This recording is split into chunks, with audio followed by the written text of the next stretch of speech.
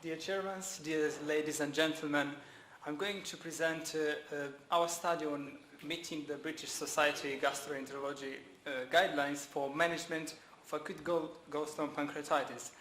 As it says that and recommends that all patients who comes in with this medical problem should have their gallbladder removed at the same admission or in 2 weeks' time. However, to meet this recommendation, it's often surgically and resource challenging. Now, our aim was to evaluate how adherence to these guidelines impacts on readmission rates for these patients.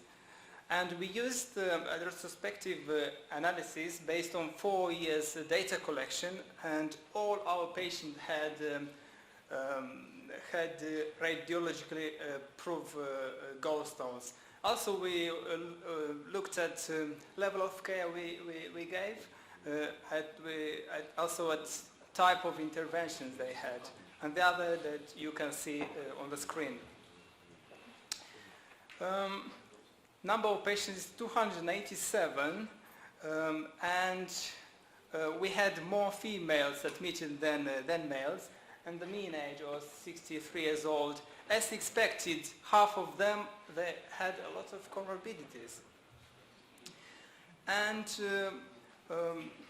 based on modified Glasgow score, 224 were rated as mild pancreatitis and just 39 with severe pancreatitis.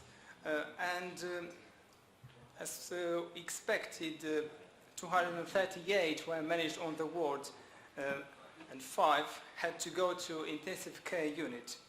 The other ones were managed in a high dependency unit. So in results, 65% had cholecystectomy, and just 43 of them meet the guidelines. From the other 101, 25 did not send their appointments. 15 had previous cholecystectomy. Unfortunately, 7 of them died of complications. Also, another requirement and recommendation from our BSG guidelines is to have ERCP within 72 hours. And from 73 patients, only a third of them met the recommendation. Moreover, 1 in 4 patients had recurrence. And the time between their coming in into the hospital was around 5 weeks. They stayed generally around 8 days in the hospital, and we saw that the mortality specifically related to pancreatitis was just 2.4, which is much lower than the recommendation of below 10. Other 2.4 were related to malignancy, and 4.2 not related to this disease. In conclusion, dear Chairman, dear ladies and gentlemen, we see a significant proportion of patients who came in with AGP and they present with recurrent admission. These breach in treatments